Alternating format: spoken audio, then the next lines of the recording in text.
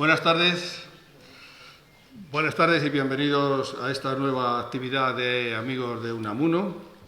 Como siempre, empezaremos agradeciendo al Centro Documental de la Memoria Histórica que nos ceda estas magníficas instalaciones y una advertencia que, como pueden ver, ha habido un cambio sobre la persona que tendría que estar aquí presentando al ponente esta tarde. Pero hay veces que las circunstancias mandan, y en este caso mandan las circunstancias, y no he podido asistir, y entonces, bueno, lo haremos lo mejor posible.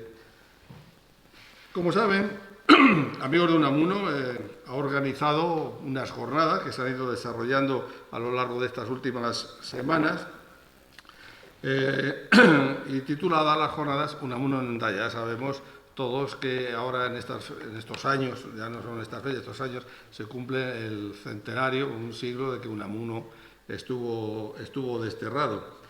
Y entonces hemos hablado sobre la vida cotidiana en la frontera, amigos en Hendaya y visitantes, y hoy cerramos las jornadas con un broche de oro, que estoy seguro que así será, con la conferencia La familia en Hendaya. ¿Y quién mejor para hablar de la familia en Hendaya que un miembro de la familia, en este caso Luis Miguel Santos Unamuno? Luis Miguel es bisnieto de Unamuno, pasó la infancia y juventud en Salamanca y tras un breve paso por Madrid en el curso 74-75, él recalca, no fueron 4 como fueron en el caso de don Miguel, sino que es 1, como su padre nos recalca, es decir, pisando la Universidad Complutense delante de los caballos y de los grises en aquellos meses compulsivos. Ten en cuenta que estamos hablando del año 74-75. Estudió psicología en la civil, siempre sacaba buenas notas, eso dice él. Y nada más terminar la carrera fue becario de investigación de la universidad, pero no tuvo continuidad. Algunos logros relacionados con el deporte, me ha chocado lo del deporte, y sobre todo que haga deporte, baloncesto y natación, cuando el deporte de la familia Unamuno era el fútbol. Había buenos jugadores dentro de la familia del fútbol, pero bueno, está bien que haya de todo.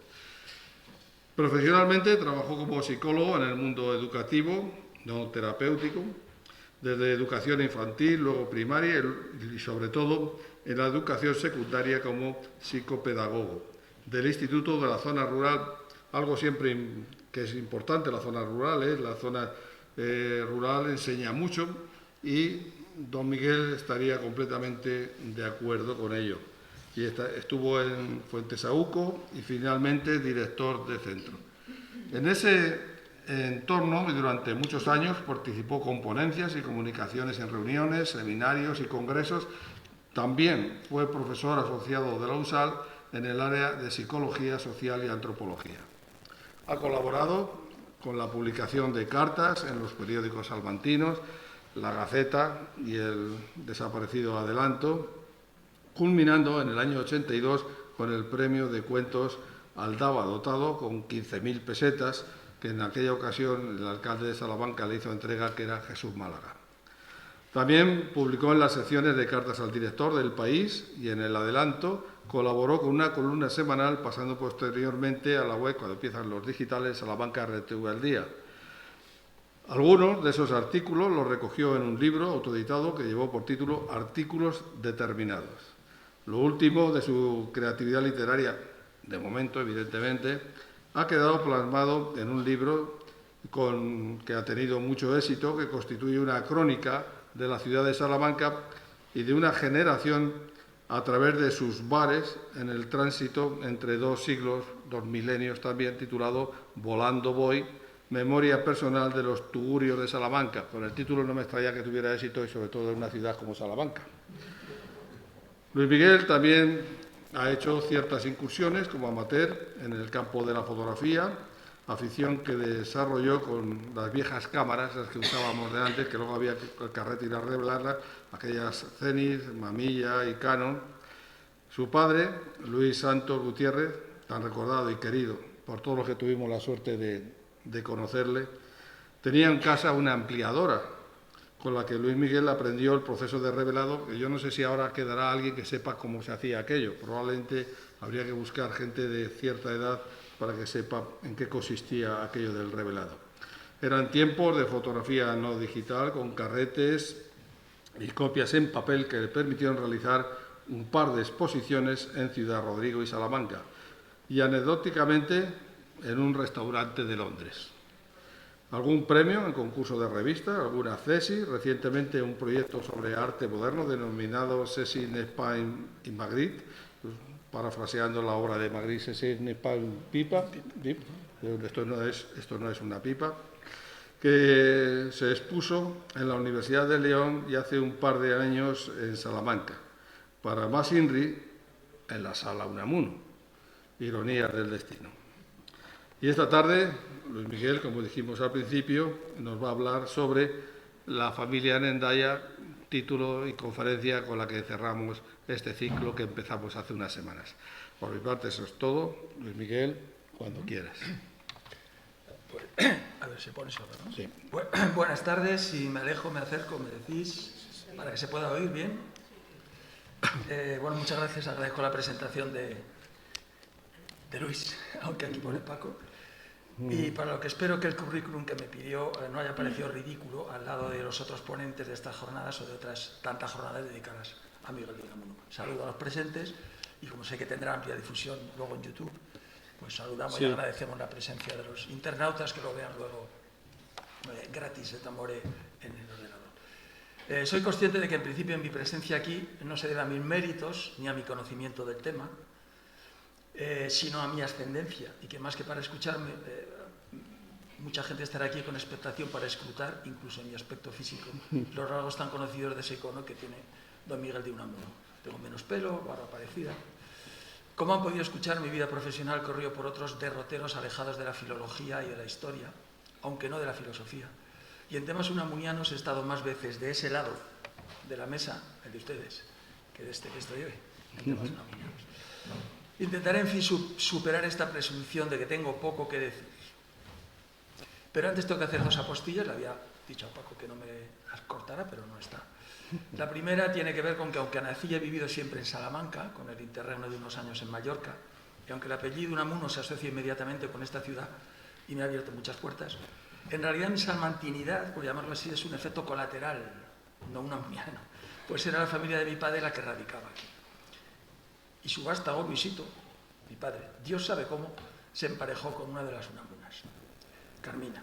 Mi madre, que había venido a estudiar desde Palencia, también habían venido Maite y Conchita, y no sé si Salomé, aunque luego hizo físicas, a nuestra bien amada ciudad. Si tengo fotos con la tía Ferisa, si recuerdo las visitas a casa del tío Pepe con su gozarrón, socarrón, o del tío Ramón con la broma de sacarse el ojo de cristal para asustarnos, si no me lo invento, es pura casualidad o debido a mi padre, no a mi madre. Mi padre trajo a mi madre de Palencia y por eso radico aquí. Podría no estar aquí, como se suele decir. La segunda postilla es todavía más podría no estar aquí. Y es porque durante los años de Hendaya, que vamos a hablar de la familia, es importante saber que había otra familia.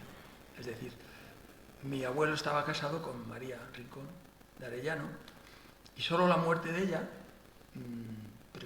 posibilitó, vamos a decirlo así, que mi abuelo se casara de segundas nupcias con mi abuela Mercedes y tuvieran a mi madre, si no, yo no estaría aquí. Hay una novela de Marías que se llama Corazón tan blanco que especula con ese matrimonio entre dos, en su caso son hermanas, pero algo parecido. En fin, pido la benevolencia de mi escaso currículum y para engordarlo voy a hacer un truco que ya utilizó Unamuno en Amor y Pedagogía, que es que voy a leer un soneto para rellenar, copiado, redactado de otra manera del famoso de Lope de Vega, que podéis ver que pone una charla, un soneto de Magna Violante. Sí, sí. Pues yo lo he hecho diciendo algo así como: una charla me encarga dar Francisco, que en mi vida me he visto en tal aprieto. De 1 hora, me aclaraba en Copieto, sabré salir airoso de este cisco. Conferencias y clases yo impartía, creo que dignas si no soy un iluso, pero en ellas no me sentía un intruso, porque el tema era la psicología. Dejaremos los tercetos para el final. 10 minutitos con esto. Muy bien. Perfecto. He de decir que Unamuno utilizaba este truco porque le dijeron que era muy corta Amor y Pedagogía y tuvo que engordar, y además incorporó, con Pablo lo he hablado, los apuntes para un tratado de cocotología, sí, que aún engordó más Amor y Pedagogía, y que él, creo que alguna copia habrá de la maravillosa exposición que está preparando. Bueno, pasemos al tema. Si don Miguel de Unamuno utilizaba el soneto de Lope, lo que no pudo utilizar es lo que he utilizado yo, que es eso que se llama inteligencia artificial. Entonces, es un recurso que me ha permitido preparar la charla sin trabajar nada. Detrás está el texto que le pedí en diciembre del 24, no se lee bien adrede porque lo he tenido que retocar, y la verdad es que con sus imperfecciones da el pego, habla de las cartas, de la importancia, de la dictadura, de prácticamente de todo, en un... ¿Que no se oye bien? Sí, habla prácticamente de todo en un texto que le pedí, que me lo hizo en 30 segundos. Luego le pedí algo que va más acorde con lo que quiero hacer hoy. Le pedí algo como genérame una imagen de una conferencia regularmente preparada sobre una familia que tiene a un padre lejano y ausente. Y como veis ahí ya dio un poco más en el clavo de lo que yo quiero decir aquí. Esta butad de poner cosas de la inteligencia artificial me permite hacer una primera salvedad. No pretendo hacer historia, ni siquiera como cronista. El objetivo de esta charla no incluye dar datos con abrumadora precisión y cometeré seguramente errores de documentación, lo que habría hecho moverse muy inquieto a Paco en la silla. No está. Mi intención es que la familia se haga presente. ¿Le han subido el volumen? ¿Estaré tocando algo sin querer?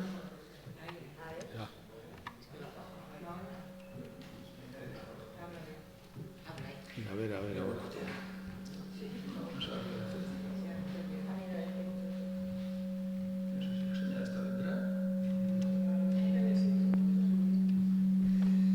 Yo lo tenía bien, así de ya. Intentaré hablar un poco más. ¿Oís? Ah, no, está apagado. A ver. ¿Se acopla o no se acopla? A ver, tú mira a ver si con este... No, si se acopla con uno. Sí, es que ya... No. Sí, ya. Este parece que no hacía ruido, por otro día. Seré yo que transmito... Este lo apartamos, que no se acople. Bueno, esta pequeña butad, como os decía, me permite hablar de lo que pretendo hacer, que no es un tema de crónica, ni de historia, ni de datos datos. Mi intención es que la familia se haga presente hoy aquí. Quiero captar ese estado de ánimo que había en esos años, un tiempo de periódicos ya hoy amarillentos, sin televisores, sin radios, un tiempo de cartas, de telegramas, incluso de telefonemas, años de viajes en tren. Es lo que quiero hacer, no solamente poner una serie de imágenes de los que se han podido captar de lo que hizo la familia en Endaya. Quiero destacar esa profunda red de apoyo, en tiempos que no había WhatsApp, una red de apoyo a don Miguel, a partir de su mujer, por supuesto, de todos los hijos, desde el punto de vista familiar, que le acogía desde el punto de vista político con toda la gente que le apoyaba en Italia. Es importante saber, claro, que la historia se escribe hacia atrás, como decía Steve Jobs. Entonces, todo lo que vamos a ver ya lo sabemos lo que pasó. A uno no le aplicaron la ley de fugas en Fuerteventura, y sabemos que volvió en el año 30, sabemos que a pesar de los momentos en que pudo pasar apuros, salió adelante, ¿no? Les digo esto porque eran tiempos en que había peligro, había miedo. Es decir, era la dictadura de Primo de Rivera. Eran años, quizá porque hemos tenido muy reciente la guerra civil y la dictadura franquista, pensamos que aquella fue menos dura, o estamos habituados a pasar lo anterior a ello como si fueran años de bonanza. En realidad se pasaba miedo. Lo explica muy bien, de las pocas citas que tengo de Stephen Roberts, en Vigilancia y Clandestinidad, la vida secreta de Unamuno en Endaya, donde habla continuamente de españoles en la frontera, de agitadores, elementos revolucionarios, se decía, no lo dice ahora, elementos indeseables, la policía, una labor de propaganda. Habla del grupo Unamuno Ortega, un grupo, palabra que da enseguida resonancias de organización criminal, ¿no? La familia que está aquí, y quiero pediros ahora la benevolencia, no digo que cerréis los ojos, pero que penséis en todos los que habéis tenido quizá familiares lejos, como mucho un hijo estudiando en Estados Unidos. No, imaginaros una familia rota con una persona que está en un lugar peligroso. Luego, cuando va pasando los años, hay por las cartas que pueden relajarse, pero algunas de las cartas iniciales son un poco de asustas. Las fuentes que vamos a ver muy rápidamente, pues son, claro, todas pirateadas, obviamente, porque no soy un investigador al uso, y voy a pedir esa benevolencia que decía de Paco, de diletante, de que voy a ir utilizando citas bibliográficas, que no sigue la norma APA, meteré gazapos, errores. Pero, en fin, primero, las fuentes bibliográficas, que serían lo que he querido representar con Internet, con la nube, con fotografías, con periódicos de la época. Y luego hay unas fuentes, las imágenes, que también las he cogido, están en el repositorio de Gredos de la universidad, aunque es un poco, no tiene suficiente calidad muchas veces, y muchos libros que tenemos de Unamuno se han dedicado mucho sobre fotografía.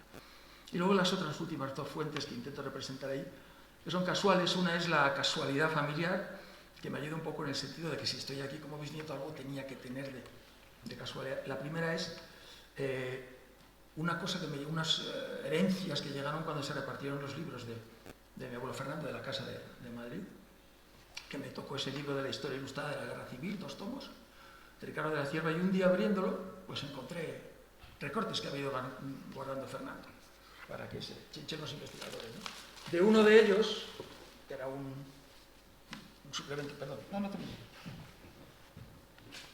que era un suplemento cultural de catalán, pues bebí cuando estuve en Fuerteventura el año pasado, enseguida le solté el suplemento.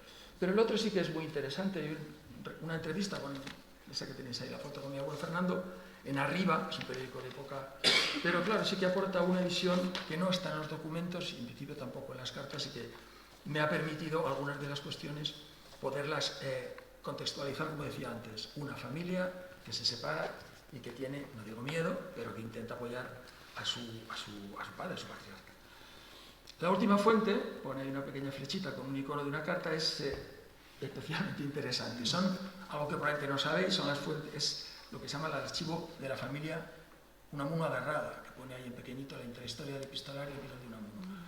Es un estudio que hizo Luis Santos Gutiérrez, mi padre a la sazón, que habla de todas las cartas a lo largo del tiempo, tanto de las de Manuel García Blanco, Laureano, todo lo que se fue regulando, y al final habla de algo que yo desconocía, y supongo que muchos de vosotros también.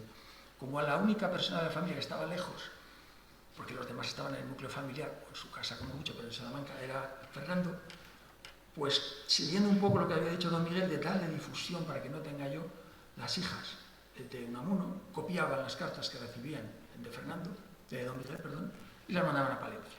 Entonces eso iba configurando, bueno, un extraño archivo en el cual puedes cotejar las auténticas de don Miguel, las que normalmente no tengo acceso, son las que estarán en la casa museo, más las que don Miguel mandaba directamente a Fernando, que se explican ahí con una flecha roja, porque con él tenía una relación especial, y porque las que mandaba un par de días a Pablo o a Ramón las mandaba a bordadores cuadros. Claro, esas cartas sí que permiten ver muy bien esa idea del entorno familiar, ¿no? He puesto un poco la fotografía de Gombao famosa, que podría, por el aspecto físico, corresponder a esos años de la familia. Esas cartas se complementan con algo maravilloso para mí, que ha sido... yo las tengo en forma de PDF, bastante difícil de leer, pero sí permiten ver todo lo que esa familia intercambiaba entre aspectos logísticos, tengo que ir a la compra, tienes que ir a buscar esto, con aspectos de nos vamos mañana a Andaya, que es lo que va a ser la base de lo que voy a informar.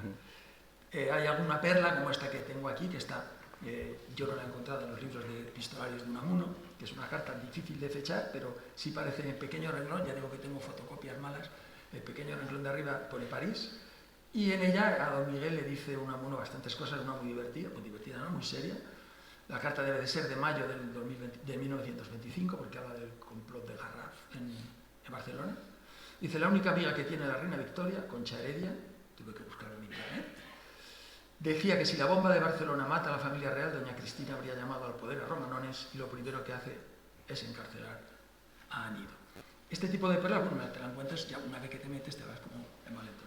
Pero en general me interesan más esta otra. Aquí se ha desconfigurado un poco. Estas son las cartas, los pequeños recortes de cartas, que si las veis está difícil, pone mi querida Concha, mi querida Concha, mi querida Concha.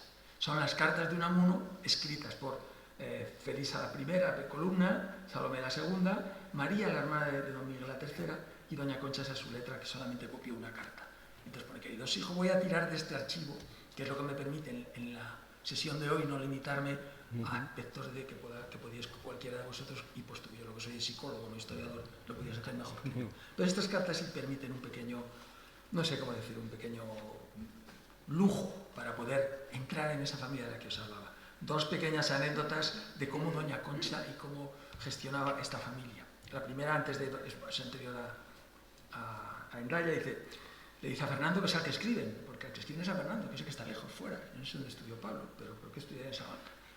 Dice, por Dios te ruego que no hagas burradas, doña Concha, pues ya sé que has andado en bote en el retiro y que de poco nos das un disgusto, aunque el mayor disgusto hubiera sido para ti. Tampoco te extasíes tanto cuando veas a alguna muchacha guapa que te pueda coger un automóvil, pues ella en vez de agradecerte se reirá de ti. Te montas las cosas. Pero doña Concha tenía este contacto con sus hijos, muy cercano cuando lee las cartas. Una carta, otra vez a Fernando siempre la carta, dice, Pablo ha venido hoy cargado con unos huevos. No sé si con idea de estudiar mucho o de sacarme unas perras. Hace unos días les espantó tu padre de abajo, a él y a unos cuantos amigos, porque les sorprendió jugando al julepe y no han vuelto por aquí. Este tenor de las cartas es al que me refiero cuando podemos intentar reconstruir lo que pudo pasar con esa familia en Hendaya. Son tan importantes, como os decía, porque permiten ver que esa labor de apoyo no era una carta que se mandaba ni una visita que se hacía. Permiten por los destinatarios saber que Salomé pasaba muchas horas en Palencia, muchos días. Probablemente fue cuando murió María. Que Felisa también iba y volvía, que Pablo las llevaba, que les decía, pasa con el coche, ven tal día. Que les decía cuando van a Hendaya, lo veremos, acercaros a Venta de Baños y nos saludamos, porque van en tren. Incluso estoy cogiendo el kilométrico, pero lo tenía Felisa. Esa sensación sí que ha sido pues, un pequeño lujo que le debo a Pablo cuando me dijo que preparara esta charla, ¿no? Bueno, dicho esto, pasamos a las visitas. No sé si está por aquí. Bueno, este es el tipo de carta que os decía. Si lo veis, está hecha en tiempos en que se escribía, pues no sé ahora, en cuartillas que se doblaban. Pero tan hasta el punto de que cuando se aíslas de luto, solo la primera parte y la de atrás están con el reborde negro, hay algunas de luto cuando fallece María, y las otras están. Entonces, cuando yo las miraba, tenía que tener cuidado de saber la primera cara, la segunda, la tercera y la cuarta, que son lo que yo tengo las fotocopias.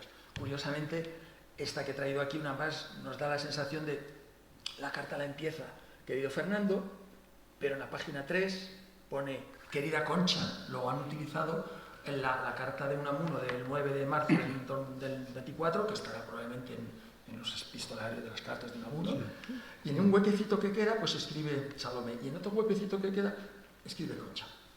Este tipo de retales de cartas donde dicen pequeños mensajes son lo que os decía que hace que sea pues un lujo mirar este archivo llamado Fernando de Unamuno a Larraga.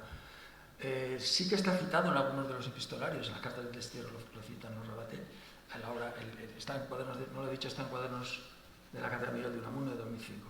Y sí lo citan, y bueno, es interesante porque aunque le llama Unamuno a Larraga, yo he respetado porque son los hijos de Fernando y de Mercedes los que lo han heredado, yo como nieto. Pero obviamente las primeras cartas serían Unamuno María Rincón de Arellano, porque la recibe en Madrid. Pero en fin, he dejado lo de Unamuno a Larraga, que utilizo varias veces. Este es otro ejemplo de lo que hacían tan entrañable cuando estaba en Fuerteventura, para tener cerca a la familia. Esa es la carta de Unamuno, la de la izquierda, y la de la derecha es la carta que le copian, estas letras de Salomé, las letras de Salomé, que es gracioso. Yo como psicopedagogo sé lo difícil que es copiar una cosa. Tienes que mirar, volver. Es un ejercicio que utilizamos con disléxicos y no es sencillo. Y copian cuidadosamente y le ponen ese dibujo ahí que dice, para que veáis que hemos copiado este dibujo del abuelo, de papá, que es un dibujo hecho pues, por Salomé sobre el otro original de la carta que llega. La carta llega a bordadores y se la mandan a Fernando para que esté al día. Muy rápidamente, para que no se me enfade Paco, me dijeron que hablar solo de Hendaya. La familia antes de Hendaya. Bueno, evidentemente a Canarias no fue nadie, solo fue Fernando con su mujer. Esa que veis ahí no es su mujer, está sacada por inteligencia artificial, porque no tengo retratos de María, pero pones una mujer de alta sociedad de Valencia, de años no sé qué, me pregunta, ¿con gorro, sin gorro? Con gorro, sí. La inteligencia artificial nos da pues, una posible María Rincón.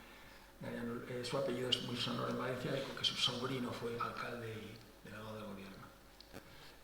Y su hermano era un médico famoso que fue el que tuvo este hijo. Bueno, como pone ahí, de ningún modo dice en Canarias vengáis a acompañarme. Le pone el primer Don Miguel, les pone el primer freno, no vengáis a acompañarme, y una vez más, nada de veniros. Esto estropearía mi plan. Su plan es sufrir, estar en Canarias, preocupado, todo esto, ¿no? Sí, luego París. En París hay lo mismo, ahí tenéis a Fernando, que le había ido con él hasta París, y claramente, bueno, pues le dice a Fiore y Media que salieron de aquí, se fueron en agosto, habían llegado en julio con él. En octubre dice, mi muy querida Concha, sigo bien, pero París está lejos todavía. El que va es Pablo, a poco de llegar a Unamuno, que se lo encuentra en Bruselas, y luego tiene ahí una carta muy graciosa del 14 de agosto, que Unamuno escribe 2 cartas el mismo día. A su hijo Fernando le pone: está por aquí Pablo y Cimas que han ido al Folies Bergère. Ese mismo día escribe a Doña Concha: están por aquí Pablo y Cimas que han ido al teatro. Parece que el Folies Bergère era demasiado picante para que Doña Concha pensara que Pablo andaba por allí, tu padre Pablo, ¿qué andaría haciendo? Luego dice también que en ambos casos fueron con una bailarina chilena y el propio Unamuno le dice a Fernando que no a Doña Concha. Luego estaban en el mismo hotel que yo y venía a comer cerca de la mesa mía. Bueno, es famosa también esa carta, y termino con París, de Unamuno recibiendo la visita de sus hijas y Doña Concha, que sospecho que tenga que ver con la lotería que había tocado, porque sus abrigos tienen bastante buena pinta, la verdad. Como con bisones, y son de febrero del 25. Yo no tengo más imágenes o demasiadas imágenes más de París. La familia en Hendaya. El primer recorte que os pongo ahí me parecía bastante significativo. Sale de esta entrevista que os decía que encontré por casualidad de mi abuelo Fernando era arriba, y era muy interesante lo que pone. Le entrevistan de varias cosas, ¿no? Y le dicen, cuando fue detenida en Irún, y dice enseguida, bueno, cuando fue detenida, se lo voy a contar porque yo también estaba, y la frase que os quería decir: pasábamos con mi padre en Hendaya, donde residía después de lo de Fuerteventura, todo el tiempo que podíamos. Esto lo encontré casi al final. Esto después de buscar en las cartas, las fotografías, fueron en enero, no fueron en Semana Santa, se acaba convirtiendo uno en una especie de investigador que ya no duerme por la noche buscando si fueron. La frase de él es: pasábamos todo el tiempo que podíamos, tenéis que situaros en una España que no era complicado ir en tren desde Salamanca pasando por Valencia a Hendaya, a París sí lo era, y en unos tiempos en los cuales yo pensaba que se iría menos, pero por lo visto bastante, no hay documento de todas las veces que han ido. Han ido y han vuelto y lo pillas, pero no estás seguro. Bueno, vamos entonces a lo que sería ir desgranando los años. Allá a la izquierda pongo la carta, es la letra de Salomé. Con motivo del anuncio del acto de mitin de Hendaya, a la familia le pareció que sería necesario ir ya desde el inicio de este acto. Todavía no tenía Unamuno la decisión de vivir en Hendaya. Entonces querían ir allí. Y hay una hermosa carta cruzada de Salomé a su hermano mayor Fernando. Dice: mi querido Fernando, si leo algunas cartas un poco más largas es porque creo que sí que aportan realmente más que la anécdota para entender esa idea que os decía de cómo la familia estaba aportada, ¿no? Dice: en este momento acabo de escribir a mi padre, ya le digo que el lunes saldrán de aquí Pablo y mi mamá. A vosotros os avisaremos con un telegrama el día fijo si queréis salir a la estación, que pasaba por Venta de Años.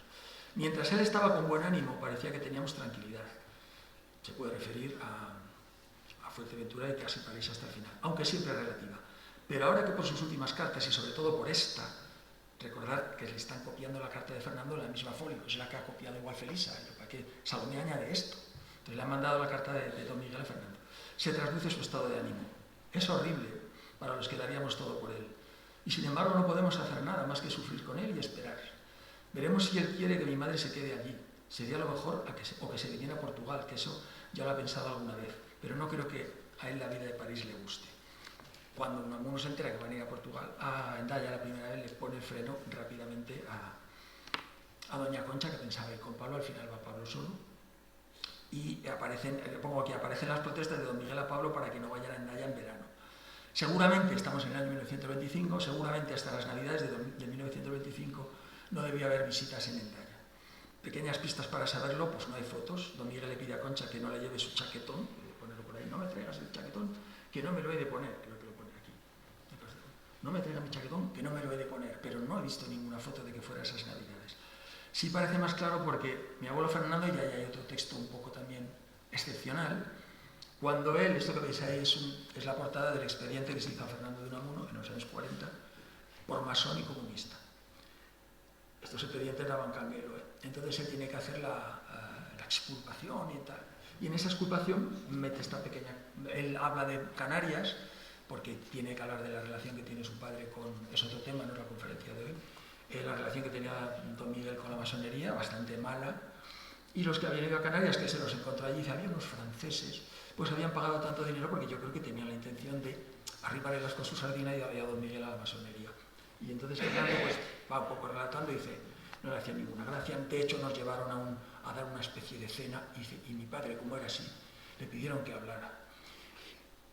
Y dice, claro, empezó a hablar mal de la masonería y prácticamente le dieron tener que callar. Entonces, lo que pone, una pequeña morcilla que os decía, a los pocos días regresé con mi esposa, él está hablando con el instructor del expediente, con el juez, y está diciendo por la relación que tenía con la masonería, porque él le acusan de masón. Y dice, no, era una señora llamada Menard que nos trajo gratis et amore desde Fuerteventura hasta París, pagando el cotidiano y todo esto, ¿no? Pero eso lo pone a los pocos días, y no volví a ver a mi padre hasta la firma, los fines del año 1925, en la fiesta de Navidad y ya en Endaya, en la pequeña pista que os decía que uno va cogiendo de cuándo iban y cuándo no iban, sin que yo quiero que esto se quede como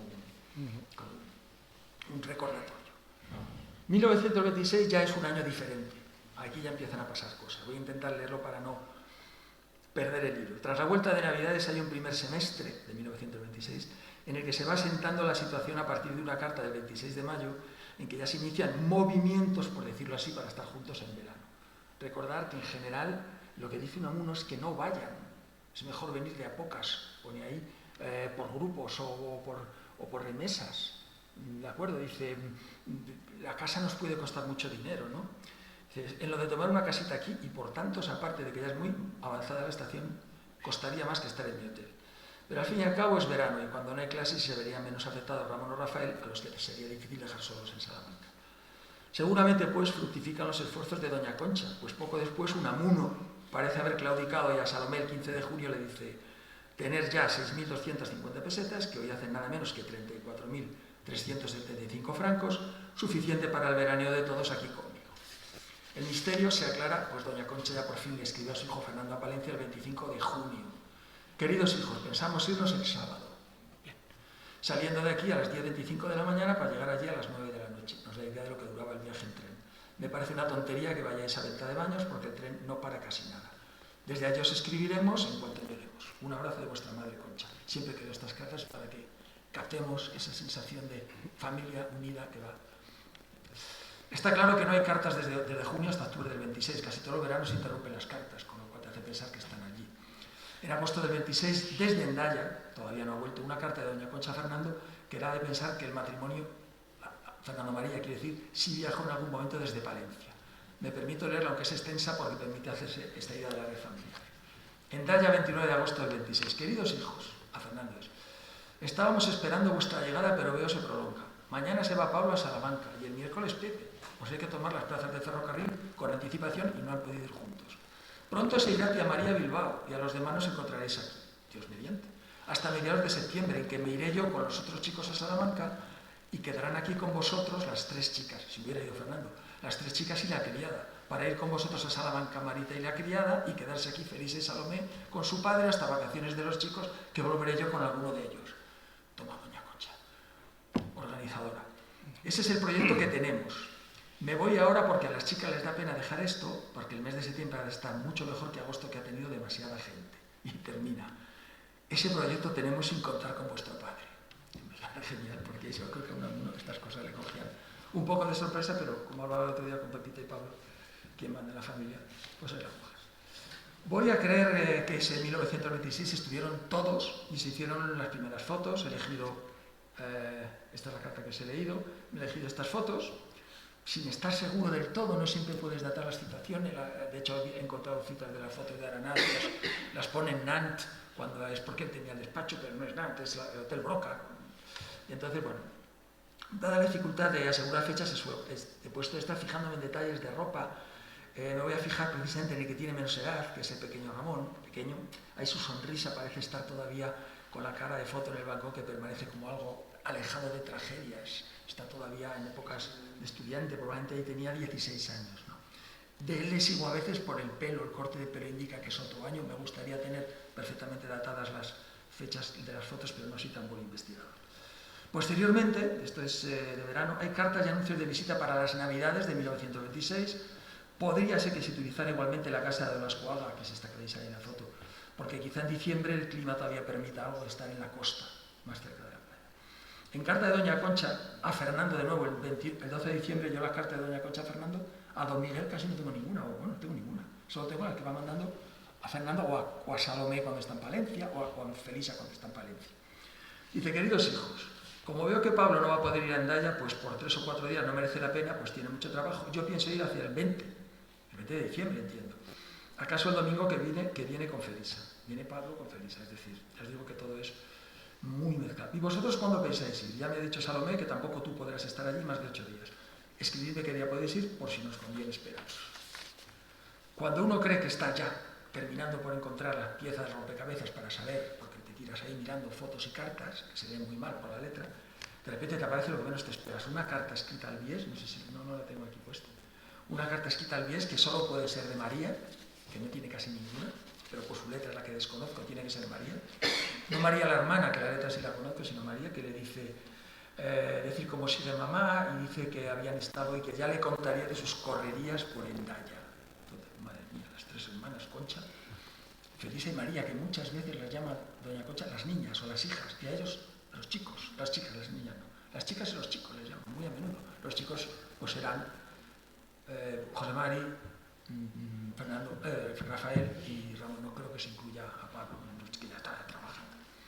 Me rindo con esta pieza, pero vamos a 1927. La primera carta de enero del 27, digo el tiempo, don Miguel una vez más le aclara que no quiere que vayan. Y esperadme ahí, nada de pensar en venir a buscarme o acompañarme. Tiene gracia todo lo que planifican para ir cuando don Miguel les dice, no vengáis. Todo esto, insisto, yo me fijo en la familia. Don Miguel está recibiendo al primer ministro, tiene que ir a buscar al otro, no sé qué le quieren echar. Diré, él tiene una vida.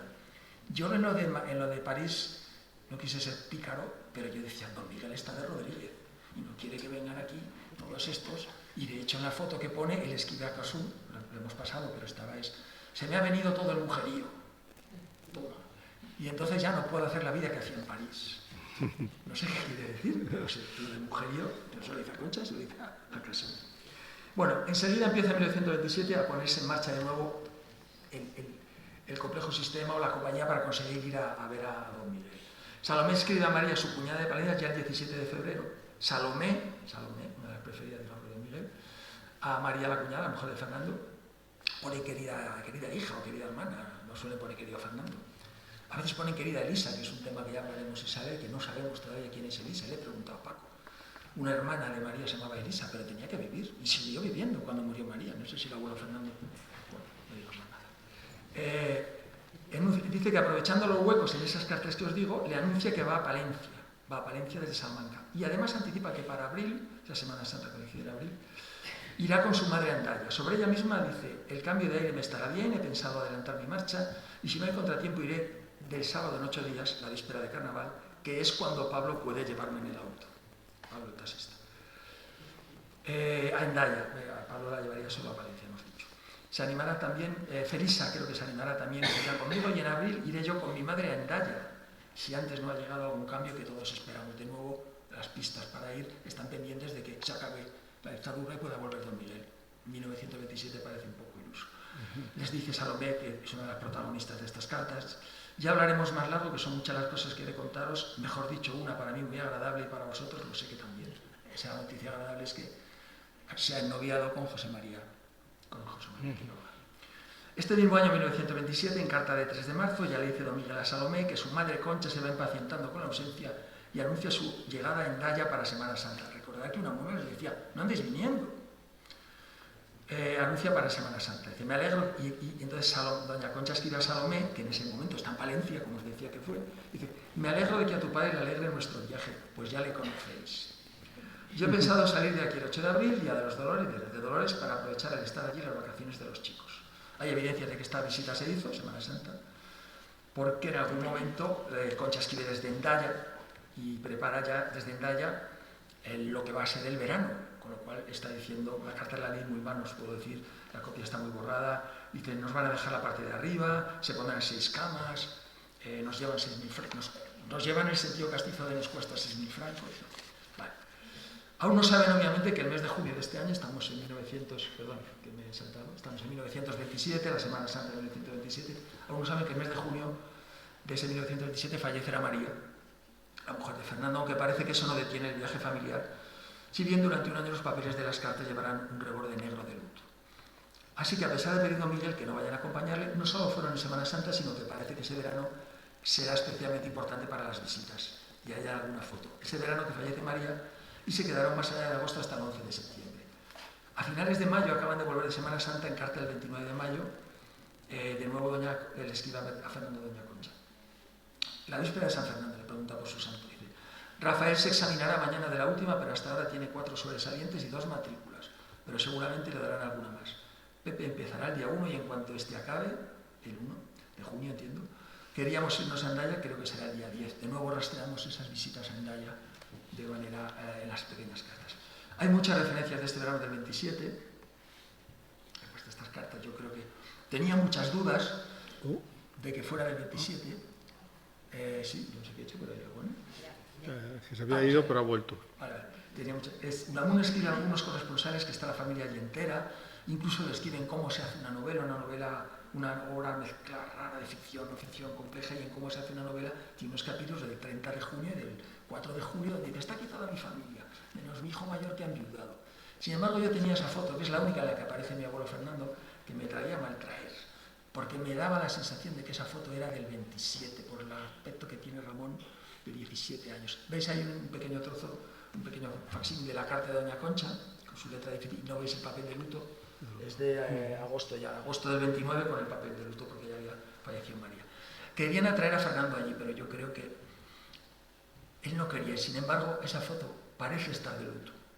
Entonces, bueno, utiliza aquí una expresión un poco poética, el deseo pudo más que la realidad. Yo quería que esa fuera foto de 1927, y al final, ya por fin, di con el dato. El 3 de agosto del 27, Doña Concha le escribe a Fernando contándole el día a día. Desde Hendaya le escribe.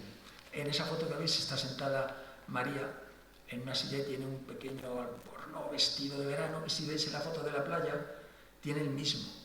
Yo es como intento sacar si son del 26, 27, 28. Está con Ramón, te pregunto Pablo, aunque en Gredos pone que es Pablo, yo creo que es Ramón, ¿no? Es un mocedón de 17 años, feliz de estar ahí en la playa. Fernando, Ramón y Rafael. Sí, les digo la foto de la playa, efectivamente, Fernando, Ramón y Rafael.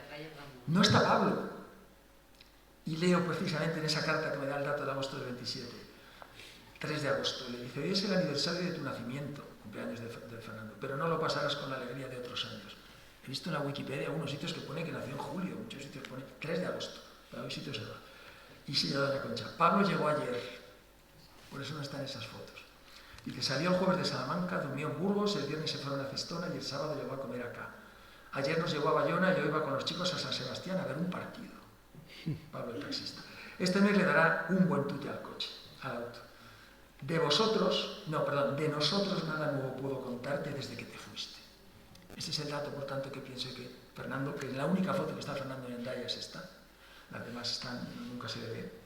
No sé si hacía él las fotos, pero está. Y por fin creo que ese aspecto de estar de luto con la corbata y esa cara un poco circunspecta me hace pensar que era 27 y creo que al final lo estaba. 1928, bueno, antes de pasar al 28 le hago un dato, lo mismo de septiembre del 27, cuando están preparando Navidades, ya está cerrando el verano Doña Concha, y dice, espero que nos aburran estas cartas, esto lo digo yo, no Doña Concha. Ejemplifica muy bien lo que os decía, desde Hendaya escribe el 3 de septiembre, querido hijo, ayer se fue Pablo a Salamanca con Pepe y Roces, que ha pasado aquí 2 días y ha ido muy impresionado de Hendaya y del estado de tu padre, física y moralmente, que es lo que a ellos les preocupa, no les preocupa la política, ni el dinero, ni lo que publica, si periódicos o novelas, les preocupa cómo está. Nosotros pensamos salir de aquí el sábado 10 por la mañana, sábado de septiembre, para llegar a Salamanca por la noche. Efectivamente, luego hay una carta de Salomé diciendo, hemos llegado de madrugada. Todas son cartas a Fernando. Desde ese día nos corría ya otro arrendamiento, les iban a cobrar otro mes, y como los chicos tienen exámenes y por pocos días no merecía la pena el paso más. Hace unos días se fueron a Durango a llevar a su tía el auto con Pablo. Esta, María, que vivía en Durango, Rafael, Salomé y Felisa. Tenemos mal tiempo lluvioso. Afectos a Elisa y un abrazo de tu madre Concha. Finalmente, el 9 de diciembre, él escribe, yo creo que en ese diciembre fueron a Hendaya, ahora diré por qué, pero el 9 de diciembre, planificándolo, vuelvo a leer una carta larga, dice, querida hija, esta mañana recibimos esa carta. Esa carta es la que le acaban de copiar de don Miguel, que la copia Felisa para Fernando. Y en el huequito que queda escribe esto, doña Concha. No perder nunca de vista que son estos 4 trozos que le meten ahí cuando pueden el trocito. Dice, te iba a pedir, le está escribiendo a Salomé, que está en Palencia. Se volvió ahí, ¿no? Dice, te iba a pedir la cédula para el kilométrico, pero resulta que Felisa ya la tenía. Mañana pediremos el kilométrico. Pienso que nos vayamos hacia el 20 de diciembre. En cuanto llegue el kilométrico, que tardará unos 8 días, pensaremos el día fijo para más o menos decirlo hacia adelante. Ayer recibí telefonema de José María, os digo por qué dejo esto. Si sigue este tiempo tan frío, si lo pasaremos en Hendaya con la calefacción que tienen en la fonda. Le llevo a tu padre un traje de mucho abrigo y por eso tengo ganas de ir pronto. Rafael va a hacer el servicio militar este año renunciando a la prórroga, pues dice que si no, el año que viene está atado con eso. Abrazos de vuestra madre Concha. 2 detalles aquí. Habla del telefonema de José María. Te hablaba creo con Pablo. Los telefonemas no los hemos conocido ninguno de nosotros, creo. Hacían una especie de llamada telefónica a una central y unas señoritas, digo señoritas por las fotos que hay, lo copiaban con su letra y lo copiaban a mano. No es un telegrama, copiaban y lo entregaban. Entonces ponía eso. No era una llamada telefónica, una pequeña central. Se puso en marcha en 2000, justo me parece 26 o en 1926. Y es muy interesante. Había tenido una fotocopia, pero por no traerla, si ponéis en internet telefonemas, se os saldrá. Bueno, no se escribe más, pero evidentemente se fue en las Navidades de 1927-28 a caballo. ¿Por qué? Y pasamos a 1928. Porque en 1928 arrestaron a Doña Concha. Perdón, que habían pasado dos. En 1928, al volver de las Navidades del 27, con unos ejemplares de hojas libres, la arrestaron. Ahí vuelvo a tener la suerte de tener la entrevista, que entre comillas solo tengo yo, le dije a Ana que ya se la llevaría, pero la he guardado unos meses, donde Fernando al periodista le dice frases como esa. Sí, cuando estuvo en la cárcel dice, mi madre, era mucho más gracioso como lo cuenta Fernando, que como luego le daba la enhorabuena a Unamuno, que le dijo, fuiste muy valiente. No, Fernando lo hizo mucho más gracioso. Mi madre, que era muy valiente, les dijo bastantes cosas desagradables a los policías que la llevaban. Pocas horas después la soltaron por orden expresa de Miguel Primo de Rivera, que había desaprobado la detención. Mi padre lo contaba luego recordando el valor de ella. Es muy gracioso porque decía que había conocido a una presa, no sé si lo conocéis toda la historia, y que se había hecho amiga de la fresa. Y Unamuno aprovecha en su carta para decir, si es que en estos años en España es mejor ser amigo de los presos que de los que están fuera. 1928 se inicia, por lo tanto, con esta detención, por lo tanto estaban en esa visita se produjo en Hendaya. No hay noticias este año de que fueran en Semana Santa. Y aquí este año sí que hay bastantes imágenes, porque son las que en principio están datadas como de Santiago Aranaz, o no sé si pone Ansede, pero cuando buscas en Dios pone 1928. Voy a respetar que sea 1928. De nuevo están en la casa, son imágenes donde se ve demasiado pequeño a Ramón, que es en el que yo me fío, pero ahí le veo más mayor, con otro corte de pelo. No está Fernando. Y estas fotos y las siguientes, las dos que veo ahí, me hicieron pensar en su día que la mujer que está a la izquierda de todo pudiera ser María, pero yo creo que son de 1928 y por lo tanto ya no estaban. No hay demasiada, o sea, se ve que fueron en la visita a Hendaya, que es lo que me dice Paco, que constante, se ve que fueron en verano de 1928, porque existen estas fotografías. Otra anécdota, cuando ya uno cree que tiene todo documentado, las fotos, allá a la izquierda hay una foto muy bonita que luego pondré, que se están arreglando las tías, y se ve luego por la fotografía que es ese mismo día, porque llevan ese traje.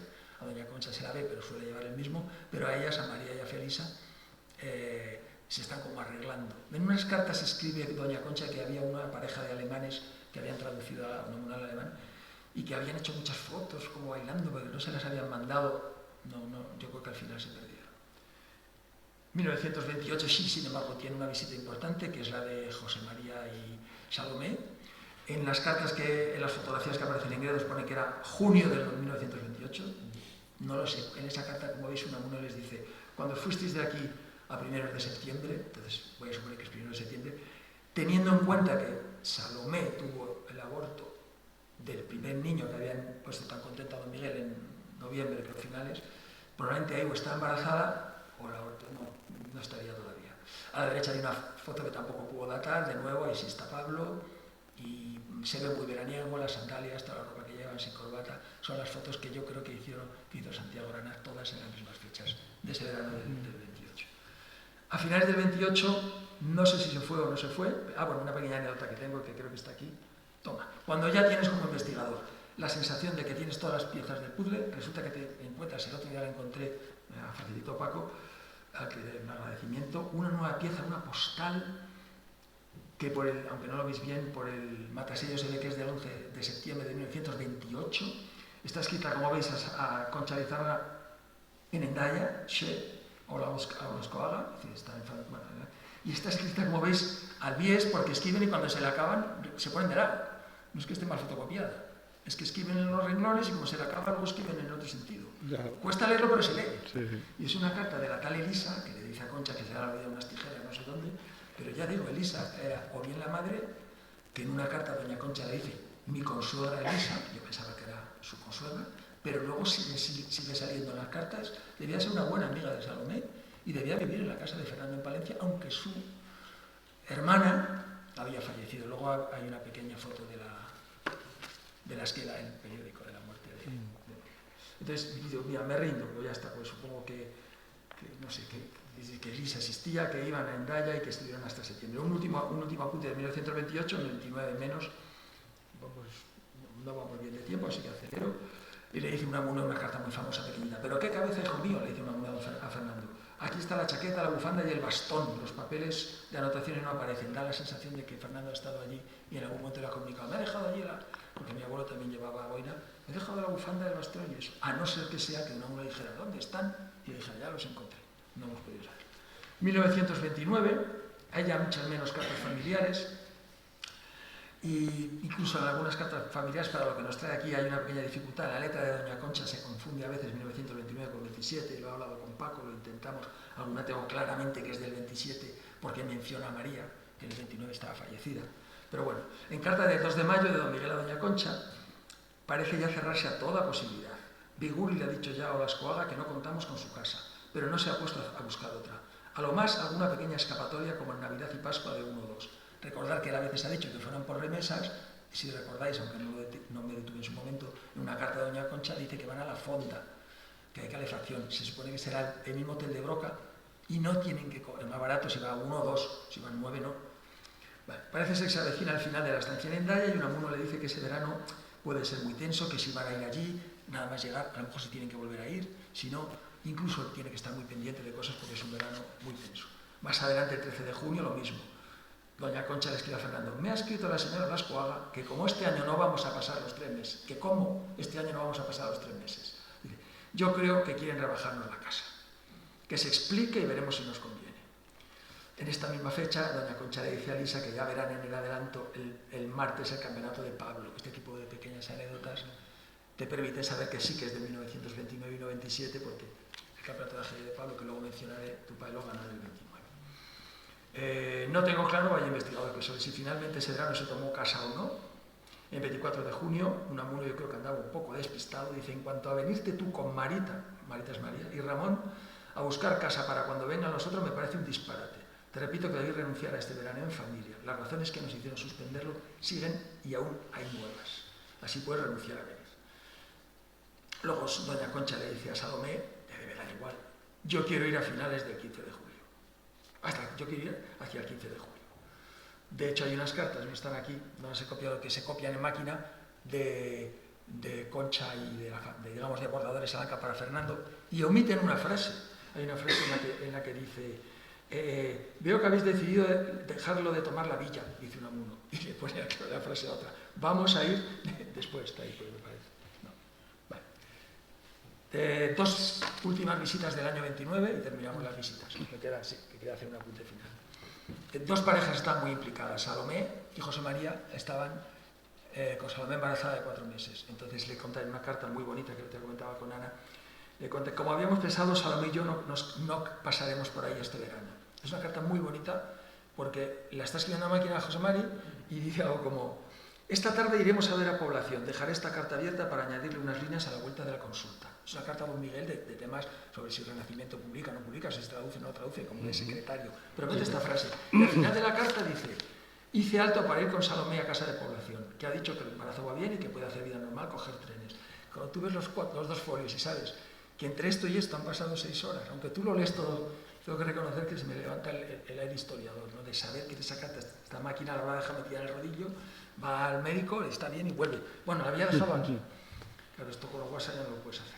Finalmente, Fernando, también en este año 29 tiene su importancia, le escribe una carta del primer semestre a don Miguel, el primer semestre, de que tiene novia y se va a casar. Es importante porque Unamuno le dice: puedes figurarte, porque me conoce mi querido Fernando, la alegría que me has dado. Estoy seguro de que María, a su modo, aprovecharía y bendeciría lo que pasa. Pero tiene una nubecilla, dice don Miguel. Solo hay una nubecilla, no me atrevo a llamarle nubarrón en tu carta, y es eso de que te propones venir a verme casado ya en otoño. Pero es que crees que voy a seguir aquí hasta entonces. Hablamos del 29, ya quedan pocos días, meses. No, hijo, no. Yo espero ir a Palencia a vuestra boda. Todas las señales son de ello. A la postre, Fernando se casó el 24 de septiembre de ese 1929 y fue de viaje de novios a Mallorca. El padrino de la boda de mi abuelo Fernando fue su hermano Pablo, que no sé si lo sabías, luego te pongo un recorte. En fin, aquí se ya especula con viajar en Navidades, pero de nuevo le dice de lo de tomar la casa de la Soga para un mes, ya sabes que no. Yo creo que ya esas Navidades, y es muy bonita la frase de Miguel, estoy muy bien, mejor que nunca, y ahora más falta haces ahí y con el nieto que aquí. El abuelo se arregla solo. En fin, terminamos lo que sería la visita, me quedan 5 minutos que no quiero pasar, para hablar de los personajes. Hasta aquí sería lo que sería la familia Nendaya, pero también le pedí a la inteligencia artificial, me dio esta cosa tan bonita diciendo, ponme un rompecabezas de lo que sería una familia de manera que yo, teniendo datos de todo el mundo, pudiera acabar teniendo una imagen cabal. Y me hizo esto que no es tan... Pero bueno, pone un Amuno Nendaya y ahí hay un rompecabezas, y ve que le puse de los años 1928, 29... Bueno, la inteligencia artificial, ChatGPT, ahí lo pone, que os tendréis que ir acostumbrando, pues me dio esta imagen para completar un rompecabezas que sí tenía en la cabeza y que querría. La familia Durán Endaya, voy a pasar rápido, extendido, y que Paco me perdone, que no es la familia en Endaya, sino Durán Endaya, que se puede permitir, ¿no? Tomando de estas cartas que veis ahí siempre tan bonitas, donde se van contando cosas, hago un repaso rápido a los personajes como se hace en el teatro cuando al final salen a saludar, se levanta el telón, hacen así, le dan la mano, todo es uno a uno, ¿no? Doña Concha. Doña Concha, es que tendría que leerlo, la gran protagonista en general de todo lo que hemos visto, destinataria de la mayoría de las cartas, el alma del hogar, no solo por cuestiones domésticas o porque se ha mencionado, si fue agente literaria, llegaba a las cuentas, en la parte logística de los viajes, como habéis oído, a Endaya y el núcleo para las chicas y los chicos que vivían en la casa. Un portento de lo que era Doña Concha. En las letras, uno se refiere a ella muy rápidamente cuando habla de Finamolina y dice, esa dama es mujer de letras, y mi mujer, aunque escriba bien, no lo es. Sí que escribe bien, ¿eh? Esas cartas, esa letra que veis ahí es de Doña Concha. Se parece de mi abuelo, por eso es su hijo. Y es una carta enérgica. La letra de mi abuela era más femenina, la de Felisa. La de Doña Concha es una carta de persona de carácter. Como veis ahí, la primera pregunta que contesta mi abuelo Fernando cuando le preguntan los de periódico arriba, bueno, vamos a hablar de la intrahistoria, lo primero que suelta es, bueno, hay una figura decisiva en la vida de mi padre, lo primero, mi madre. Lo leo desde aquí, ¿no? Esto se ve claramente en su poesía. Mi madre, una de la mica, es optimista, sencilla, muy alegre, con un sentido de la vida y todo eso. Frecuentemente le oíamos decir una frase que a mi padre le hacía mucho gracia. Miguel, por Dios, que todos los hombres de talento tenéis que ser bobos, tenéis que ser tontos. Bueno, Doña Concha escribía bien, escribe esa carta de una figura decisiva. Aquí la veis, quería poner esta carta, como veis, ella mantiene la familia unida. Esa foto me gustó mucho porque está a punto de lanzarse a arreglar a sus hijas la ropa, ¿no la veis? Todos los demás miran aburridos. Y ella se echa para adelante, que está arreglándose el pelo, Felisa y María. ¿Pero qué hacéis? Y está a punto de decir, quita para acá, que ya te arreglo yo. Es madre de familia entregada, un prodigio y la pena de no haberla, obviamente, podido conocer. Otra de estas cartas que salen largas, pues querida hija, por el periódico te mandé esto, encargué, os manden el chocolate, las setas las lavo en 3 o 4 aguas, luego las pedazo y las pongo en una receta de setas, ¿no? Más personajes. La familia María, de Felisa hay muy poco. María tiene importancia porque está casi siempre con ellos. Para Unamuno representaba, si veis esas fotos siempre sale María. Su hermana estuvo algunas veces. Y para él representaba, y Unamuno se lo explica a Salomé en una última carta, le dice, tengo que leerlo, dice, luego según ibais envejeciendo vosotras, según iba envejeciendo yo, dice Unamuno, sobre todo mis hijas era mi preocupación, y tú principalmente, mi Salomé, por motivos claros. Meditaba en vuestro porvenir y en lo que para mí es el problema de la tía. Parece obvio que se refiere a una solterona. ¿Y acaso lo que os ha hecho eso es yo? Mira, que lo he puesto.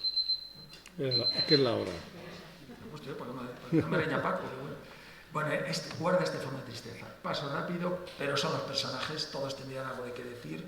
Fernando tiene mucho que decir. Ahí a la izquierda veis una cédula de cuando le hicieron el expediente de masonería que pone, que fue aprendiz primero. Él cuenta que le engañó uno, pero lo pongo porque fue en Valladolid en 1925. No se lo dijo a don Miguel. Yo estoy intentando ver ahora lo que hacían sus hijos aparte de él. Luego hablaremos de Pablo, que ganaba el ajedrez. Doña Concha le felicita a don Miguel, no le dice Fernando que había estado en una logia masónica. No el expediente, que se lo hablen en 1940, sino que ha estado allí. A la izquierda veis la esquela de María, y no he puesto, iba a poner la lápida en la que están enterrados los tres: María, Fernando y Mercedes. La lápida del cementerio luego la busqué si queréis, creo que la había puesto del cementerio. Ahí a la izquierda veis la pequeña Ecos de Sociedad de Mercedes, en el Diario Palentino, que es donde pone, abajo del todo, no sé si podría agrandarlo, que el padrino fue Pablo. Es un recorte del Diario Palentino de un libro que se hizo sobre Fernando. La familia durante Endaya, Salomé, lo mismo, una persona especialmente querida que vivió momentos excepcionales durante esos 5 años. Fernando y ella fueron los que más cosas excepcionales vivieron. Se casaron, murió su mujer, tuvo el embarazo, también se casó, todo este tipo de situaciones. Era muy, muy querida por Fernando. Pablo, de nuevo, una figura, no puede quedar en la sombra. Si doña Concha era el núcleo, Pablo era el factotum. Es que prácticamente estaba, lo hacía, pagaba. Unamuno le preocupaba mucho el dinero que se podía estar gastando Pablo, y en una carta final que le iba a leer, pero ya no me da tiempo, le da rabia y dice: ¿estará Pablo rompiendo su vida, no casándose por mi cabezonería de estar en Endaya, porque Endaya él estaba sin estar desterrado, le podía volver, que no quería, no es lo de Fuerteventura. Entonces esos años se ganó, como veis ahí, el campeonato de ajedrez, y el segundo quedó tío Pepe de Montas. Fernando había ganado el campeonato de 1928 en Palencia, el campeonato de ajedrez de Palencia lo ganó el abuelo Fernando. Tampoco Unamuno sabía nada, no les felicitaba. El coche de Pablo, el taxista, una foto que me pasaste. El de la izquierda es un coche descapotable, porque hay una frase muy bonita que no sé si viene ahora, que dice que había comprado uno y que había ido a Peñaranda a probarlo con las niñas. La familia durante Endaya, qué carta maestra tengo que leer a Miguel, porque es genial. Felisa, esa carta que pone ahí os la leo rápida. Felisa, la que os imagináis, la que luego fue tía cuidadora de Miguel, una persona, era maravillosa, era la que más conocí. Y te dice: querida Salomé, escribe Felisa, en este momento están a tus labores las vilas Nita y Requita. Ahora nos reunimos a jugar al póker los domingos, Felisa, y algunos días de entre semana, y vienen además de los del año pasado Blanquita, Manuel y Ramón. Lo que ha decaído bastante es el baile, y desde que se marchó Salvador más. Al cine también hemos ido, y hemos visto de todo, películas muy bonitas y muy feas. Hoy han empezado a ir al tenis. Yo no me imagino a mi tía Felisa jugando al tenis, pero bueno. Y si siguen, y el tiempo está bueno, seguramente yo me volveré a apuntar. Ya te escribí otro día con más calma. Estos son los personajes, aquí estarían los chicos. Pepe era un fenómeno de matemáticas, estaba examinando, Rafael también sacaba matrículas, iba para el alumno interno. Todo esto formaba parte de lo que yo he parado en 1930. No cuento su vida, sino la vida mientras Unamuno estaba allí, que ellos hacían. Solamente a Ramón, bueno, del tío Rafael no me da tiempo, pero si luego en las preguntas que hizo os cuento el chiste. 2 chistes contaba que mi madre se la veía morir. Pues cuéntalo, no nos dejes ahí con las ganas. Es que, bueno, y bueno, Pablo lo sabe. Él tenía un problema que no pronunciaba la K. Es un problema que se sabe en logopedia, ¿no? La acta, ha llegado una acta. Y entonces le llama un día al hospital y dice: me preparen el quirófano y la habitación 44. Dice: vale, don Rafaelito. Coño, ¿cómo me has conocido? Mi madre se moría con eso. Que me prepare el quirófano para una operación de cataratas. Y dice: vale, don Rafaelito. ¿Con H o sin H? ¡Arajo! Bueno, termino. Ramón fue especial para Miguel, era el más pequeño, estaba metido en deportes, don Miguel se desesperaba con él, hizo alguna labor de tutoría, le echó una filípica en una carta, que yo como psicopedagogo, me gustaría que mis padres hicieran a veces esto en el instituto con los hijos. Y bueno, yo creo que me falta, claro está, terminar el soneto que había empezado. El soneto de Vamos así. La familia ya tiene su homenaje.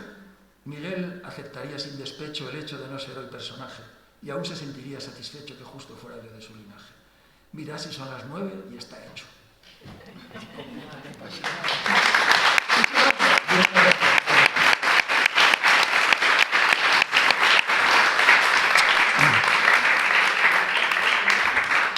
Pues muchas gracias, Luis Miguel. Si tenemos poco tiempo, pero para hacer alguna pregunta,